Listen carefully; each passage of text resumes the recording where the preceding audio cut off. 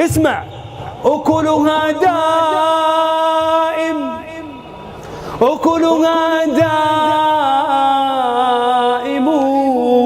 وظلها، تلك عقبى الذين اتقوا وعقبى الكافرين النار. أبشركم بشرى، الإنسان إذا دخل الجنة، إذا وضع أول قدم في الجنة والله إنها ما ترجع، لأن الله عز وجل يقول خالدين فيها أبدا. سئل الإمام أحمد متى الراحة يا إمام؟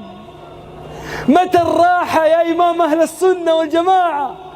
قال الراحة عندما توضع أول قدم في الجنة. الله أكبر. ترى ربما الملتزم يجد شيء من الضيق، ربما المرأة الصالحة تجد شيء من الضيق، ربما يجد مضايقة في دينه. ترى يا غالي هذه الأرض ليست دار جزاء، هذه دار ابتلاء. تبارك الذي بيده الملك وهو على كل شيء قدير، الذي خلق الموت والحياة ليبلوكم أيكم أحسن عملا. ترى يا إخوان نحن اليوم هذه الأيام في اختبارات. ترى نحن من أول ما ولدنا إلى أن يقضي الله عز وجل هذا العمر، سواء 60 سنة 70 سنة 30 سنة 20 سنة، ترى نحن في اختبار ليبلوكم. ما معنى يبلوكم؟ يختبركم، ليبلوكم أيكم أحسن عملا وهو العزيز الغفور.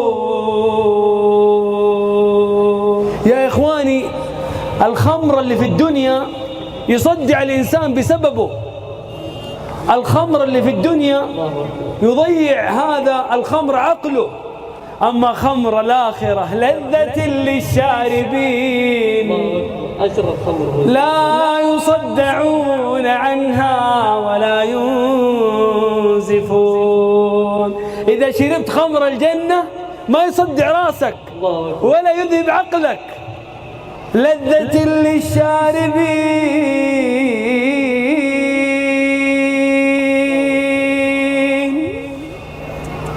والعجيب أنه ليس نهرا واحدا، أنهار من خمر، أنهار من خمر، مو نهر واحد. وفاكهة مما يتخيرون ولحم طير مما يشتهون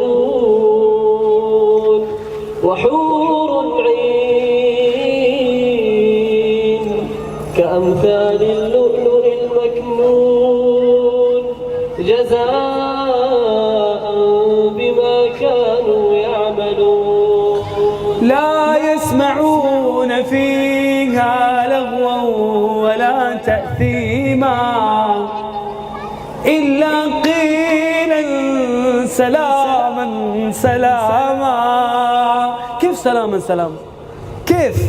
إذا دخل المسلمون الجنة الملائكة تسلم عليهم وهم يسلمون على بعض، والله يسلم عليهم. تحيتهم يوم يلقونه سلام. إذا الله عز وجل سلم عليهم أهل الجنة يردوا على الله فيقولون اللهم أنت السلام ومنك السلام تباركت يا ذا الجلال والإكرام. تدري يا شيخ منصور النار يسمعون لها إيش؟ تغيظا وزفيرا، سمعوا لها شهيقا وهي تفور. هذه النار. أهل الجنة الله عز وجل يقول لا يسمعون حسيسها. يا الله يا الله لا يسمعون حسيسها وهم فيما اشتهت أنفسهم خالدون لهم ما يشاءون فيها لهم ما يشاءون فيها ولدينا مزيد المزيد رؤية الله يا رب. على الأرائك ينظرون إلى الله وإلى ما أعد الله عز وجل لهم من القصور والأنهار والحور. فمن أجل ذلك نريد أن نكون في هذه الدنيا من الأبرار. أزيدك يا شيخ منصور. إن لك ألا تجوع فيها ولا تعرى وأنك لا تظمأ فيها ولا تضحى. إيش الدار هذه؟ يا سلعة الرحمن لست رخيصة. والله ما رخيصة مع هذا النعيم كله، والله ما رخيصة، بل أنت غالية على الكسلان. شتان بين اللي يقوم صلاة الفجر واللي نايم، اللي كسلان ما يقوم.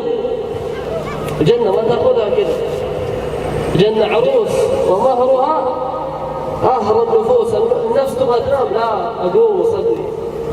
اسمع يا سعود، أهل الجنة إذا دخلوا الجنة لا يذوقون فيها الموت إلا الموتة الأولى ووقاهم عذاب الجحيم.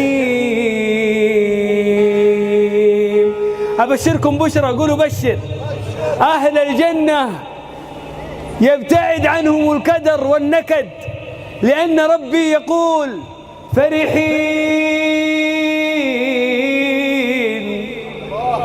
فرحين بما